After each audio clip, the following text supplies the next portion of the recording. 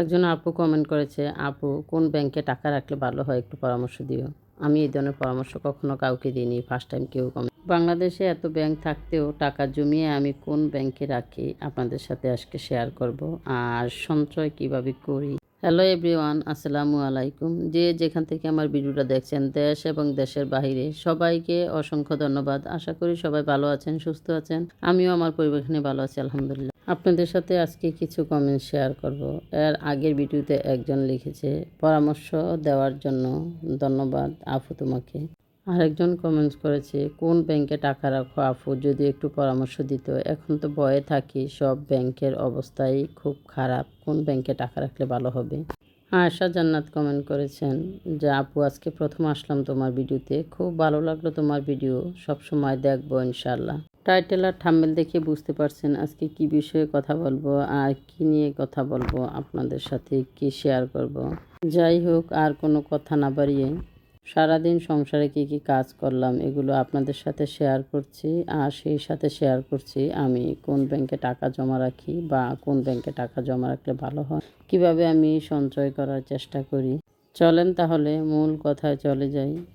অনেকেই এখন বিভিন্ন ব্যাংকে টাকা রাখে, আমি নাম বলবো না, কয়েকটা ব্যাংক আছে ওইখানে। আমাদের আত্মীয় স্বজনে কেউ কেউ ওই ব্যাংকে টাকা রাখছে, মানে ভয়ে আছে যে টাকা মার যাবে, ব্যাংক বন্ধ হয়ে যাবে। এরকমই হয়তো এক আপু কমেন্টস করেছিল। আমি বলবো যে ইসলাম ব্যাংকে সবচেয়ে বেটার, আমাদের লেনদেন ইসলাম ব্যাংকে হয়, আপনারাও চাইলে ইসলাম ব্যাংকে লেনদেন করতে পারেন। আর আমি কোন ব্যাংকে লেনদেন করি সেটা শুনলে তো আপনারা হাসবেন। আমি তো আর সবসময় ব্যাংকে যাই না, আমার হাতে যদি কখনো টাকা হয় বা বাজার করে হোক, কোনোভাবে যদি সেফ হয় টাকা, তাহলে আমি ওই যে প্লাস্টিকের ব্যাংক ওইটাতেই রাখি। কিন্তু আমি এমনই একজন মানুষ, প্লাস্টিকের ব্যাংকও আমি কখনো প্রয়োজন ছাড়া ব্যাংকে আছে না যে টাকা বাহির করলাম বা খরচ করলাম না। সামান্য একটু কষ্ট হলে কষ্টটাই আমি মেনে নিই, কিন্তু ব্যাংকটা আমি যাই না। ব্যাংকে লেনদেন করতে যেমন আমার একটু অলসতা আসা যাওয়ার, ঠিক তেমনি সতর্কতার ব্যাপারেও আমি একই। প্লাস্টিকের ব্যাংকে রাখলেও আমি কখনো টাকা সহাশায়ী ব্যাংকে বাহির করি না, বিশেষ কোনো প্রয়োজন ছাড়া। বা আছে না যে হঠাৎ কোনো বিপদ আপদ ঘটে গেল, বাসায় টাকা নেই বা বিশেষ দরকার আমার, তখন না বাংলি নাই, তখন হয়তো বা আমি ব্যাংক ভাঙ্গি, মানে বিশেষ প্রয়োজন ছাড়া। আর না হয় আমি প্লাস্টিকের ব্যাংকেও হাত দিই না। আমি অল্প অল্প করে প্লাস্টিকের ব্যাংকে জমিয়ে সবসময় এটা দিয়েই কোনো কাজ করি। যেমন ফ্রিজ কেনার সময় আমি প্লাস্টিকের ব্যাংকে কিছু জমা ছিল, বাকিটা আমি কিছু নিজে কাজ করেছি, করে ওটা দিয়ে সাথে সাথে কিনে ফেলেছি। আবার কখনো দেখা যায় প্লাস্টিকের ব্যাংকে আমি জমা রাখি, যখন 30, 35, 40 বা 50,000 টাকা হয়ে যায়, তখন আমি একটু স্বর্ণ কিনি বা বাসার কোনো কিছু কেনার চেষ্টা করি। এরকমভাবে আমি টাকা জমাই। বা দেখা যায় যে কোনো সময় যদি দেখি 40-50,000 টাকা জমা হয়ে গেছে, তখন আমি একবার টাকাটা নিয়ে ব্যাংকে রেখে আসি। এরকমভাবে আমি টাকা সবসময় সঞ্চয় করি, জমা করি আর কি একসাথে। বা অনেক সময় দেখা যায় যে বাচ্চাদের স্কুল ভর্তি টর্তি অনেক বেশি হয়ে যায়, তখন আমি প্লাস্টিকের ব্যাংকটা ভেঙে তারপর বাচ্চাদের ভর্তি করাই বা টাকা জমা দিই, কলেজে হোক বা স্কুলে হোক, যেখানে লাগে আর কি। বললাম না যে আমি বিশেষ প্রয়োজন ছাড়া প্লাস্টিকের ব্যাংক দেখে যে অবহেলা করে সকাল বিকাল ভাঙবো, বাহির করব, কখনই এটা করি না আমি। এভাবেও টাকা জমা রাখা যায় প্রতি মাসে মাসে না গিয়ে। আর এমনিতে তো আমার ডিপিএস আছে আলহামদুলিল্লাহ, ওটাতে আমি প্রতি মাসেই টাকা জমা রাখি। সেটাও আমি করি না, আমার হাজব্যান্ড করে দেয় এটিএম বুথ থেকে, কিন্তু আমি নিজে কখনো করি না কিছু। সঞ্চয় করার চেষ্টা তো সব মহিলারাই করে, আমিও করি টুকিটাকি, যতটুকু সম্ভব, মানে সেফে থাকা যায় আর কি, টাকা সেভ করা যায়। সবসময় চেষ্টা করি যতটুকু সম্ভব আর কি। আমার হাজব্যান্ড ইনকাম করে, পাশাপাশি আমিও চেষ্টা করি সবসময় বাসায় বসে কিছু করার বা আর্ন করার। দুজনে মিলে মোটামুটি সংসার চালিয়ে আমাদের একটা অ্যামাউন্ট যাই থাকে হাতে জমা, তাই আমরা জমা করে রাখি। আছে না যে অবলীলায় উড়িয়ে দিই, এটা করার চেষ্টা করি না। মাঝে মধ্যে বাচ্চাদের শখও পূর্ণ করি, একটু একটু বাহিরে নিয়ে যাই খাইতে বা ঘোরাফেরা করতে। এটা তো বাচ্চারা বাবা মার কাছে আশা করেই।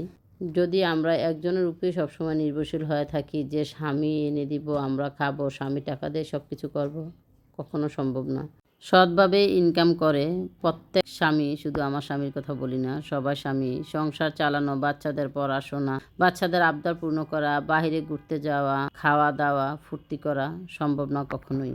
আর আমি মনে করি সৎভাবে ইনকাম করে এগুলা করাও যায় না, আমরাও খুব একটা করি না। তাই বলে যে কোথায় যাই না তা না, মাঝে মধ্যে তো এদিক সেদিকে একটু ঘুরতে যাই। আর যখনই কোথাও আমরা ঘুরতে যাই, আছে না যে হাজব্যান্ড একা একটা ঘুরে চলে আসলো বন্ধু বান্ধব দিয়ে আড্ডা দিয়ে, এটা একেবারেই আমার হাজব্যান্ডের পছন্দ না।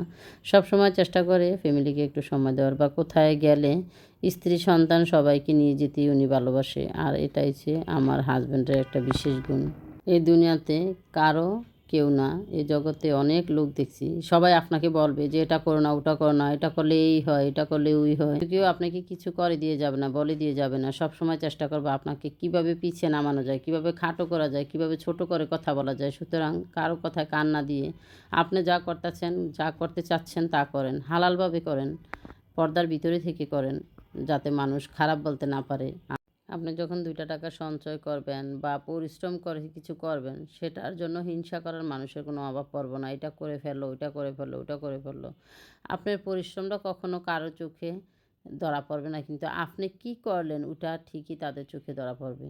বা আমি তো সবসময় বলি এই কথাটা, যে আপনি যা করতে চান বা করতে মনে চায় আপনার, আপনার পর্দায় থেকে গুনাহ যাতে না হয়, হালালভাবে কীভাবে ইনকাম করতে পারবেন বাসায় বসে, সবসময় এটা চেষ্টা করবেন। যে মোবাইলের যুগ এখন, আমি তো বলি যে একটা টাচ মোবাইল থাকলে আর কিছুই লাগে না। একটা টাচ মোবাইল দিয়ে আপনি বাসায় বসে বসে ইনকাম করতে পারবেন হালাল ওয়েতে।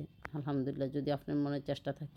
আমাকে দিয়ে আমি বলছি, এই মুহূর্তে আমি কিছু কাপড় কিনেছি বাসায় বসে ব্যবসা করার জন্য। আলহামদুলিল্লাহ, মোটামুটি আমার 1 সপ্তাহের মধ্যে প্রায় 3 ভাগের 1 ভাগ সেল হয়ে গেছে। আমি কিন্তু নতুন এখনও, আশেপাশে যারা তারাই নিচ্ছে আর কি। যদি আমি না আনতাম তাহলে তো তারা জানতেও না, নিতেও না।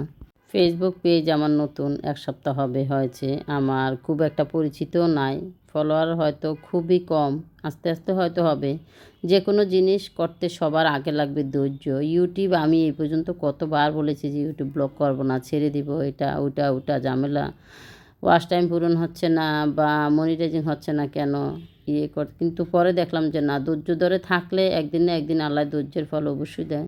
সাবস্ক্রাইব কেন হচ্ছে না, পরে দেখলাম আবার এক ভিডিও দিয়েই আমার অনেক সাবস্ক্রাইবার হয়ে গেছে, প্রায় 1000-এর উপরে। এরকম হয়, ধৈর্য ধরে থাকলে একদিন না একদিন হবে ইনশাল্লাহ। ধৈর্য হইছে সব কিছুর মূল। কাজের ফাঁকে ফাঁকে আগে মোবাইল দেখতাম বসে বসে, এটা সেটা ওটা। তো একদিন মাথায় আসলো যে আমিও তো পারি রান্নাবান্না করে ছাড়তে বা টুকিটাকি কাজ টাজ। তো ওই থেকেই আমার ইউটিউবে আসা, মানে শখের বিষয় এসেছি। তো চিন্তা করলাম এসেই যখন পড়েছি, তাহলে এদিক সেদিকটা একটু ঘুরে দেখি কী অবস্থা। আমি কিন্তু আরও একটা চ্যানেল চালাই, এখন অলরেডি 2টা চ্যানেল আমার চলে। এগুলোর পিছেও আমার অনেক সময় যায়। তো চিন্তা করলাম যে বেহুদা সময় নষ্ট না করে সময়টাকে কাজে লাগাই। এখন আবার কিছুটা ড্রেস উঠিয়েছি, মানে বিজনেসের জন্য। দেখি রমজানের আগে কি হাল অবস্থা, ধৈর্য ধারণ করে থাকতে থাকি, দেখি একদিন না একদিন ইনশাল্লাহ ধৈর্যের তো ফলাফল আসবেই। ধৈর্যের ফলাফল আল্লাহ নিজের হাতে দেয়। আপনি যদি একটু সচেতন হন আর একটু পরিশ্রমী হন, তাহলে আপনার ফলাফল ভালো হবে ইনশাল্লাহ। সব কিছুতে আপনি সুখী হবেন, ফ্যামিলি থেকে সব কিছু দিয়ে। আলহামদুলিল্লাহ, আলহামদুলিল্লাহ, আল্লাহর কাছে লাখো কোটি শুকরিয়া যে সব দিক দিয়ে আমার ফ্যামিলিতে আমি অনেক সুখে আছি, শান্তিতে আছি আমার বাচ্চাদের নিয়ে। আমার বাচ্চারাও আমার কথাবার্তার অমতে কখনো চলাফেরা করে না। আর আমাদের স্বামী স্ত্রী মানে সব মিলিয়ে আমরা অনেক সুখে আছি আলহামদুলিল্লাহ। জীবনে কিছু পাইতে হইলে, কিছু করতে হলে তো কিছু ছাড়তেই হবে। একটা সময় হয়তো কিছু খুইয়েছি, কিন্তু এখন আলহামদুলিল্লাহ অনেক ভালো আছি। পরিস্থিতি যখন যেরকম হয়, আল্লাহ তাআলা যাতে ধৈর্য ধারণ করার তৌফিক আমাদেরকে দেয়, এটাই আল্লাহর কাছে সবসময় আমরা দোয়া করব। সবসময় মনে রাখবেন যে যতক্ষণ মানুষের দিতে পারবেন, খাওয়াতে পারবেন, করতে পারবেন, ততক্ষণই ভালো। বিশেষ করে প্রবাসীদের জীবনটাই বেশি কষ্ট, কারণ তারা সংসার করে সবসময়, বাবা মা স্ত্রী সন্তান সব কিছু রেখে বিদেশে গিয়ে প্রচুর পরিশ্রম করে, টাকা ইনকাম করে, কিন্তু অবশেষে দেখা যায় তাদের নিজের বলতে কিছুই থাকে না। যখন তাদের ইনকাম আসে না, তখন তারা বুঝে যে হায় হায় কী করলাম, ওটা সবসময় বুঝে না। বিশেষ করে সব প্রবাসীরা না, কেউ কেউ আছে যে নিজের জন্যই সব কিছু করে, আবার কেউ কেউ আছে যে শুধু সংসার, বাবা মা, ভাই বোন, স্ত্রী সন্তান খরচ দিতে আছে, করতে আছে, খাইতে আছে, দিব্যি চলতে আছে, কিন্তু তার যে একটা জীবন আছে, সন্তানকে পড়াশোনা করাতে হবে, তার যে একটা ভবিষ্যৎ আছে, এটা ভুলেই যায়। কথাগুলো যদিও তিতো কিন্তু অপ্রিয়, প্রত্যেকটা কথাই সত্য। অনেক মানুষের জীবনের সাথে আমার এই কথাগুলো মিলে যাবে, দেখবেন। একটা মানুষের একটা গল্প যে শুধু নিজের সাথে মিলিয়ে মানুষ করে, কখনই না, সবার সাথে মিলে যায়, এরকমই আর কি। কথার মাঝে ভুল ত্রুটি হয়ে থাকলে ক্ষমা করে দেবেন। আজকের মতো এখানে বিদায়, আল্লাহ হাফেজ।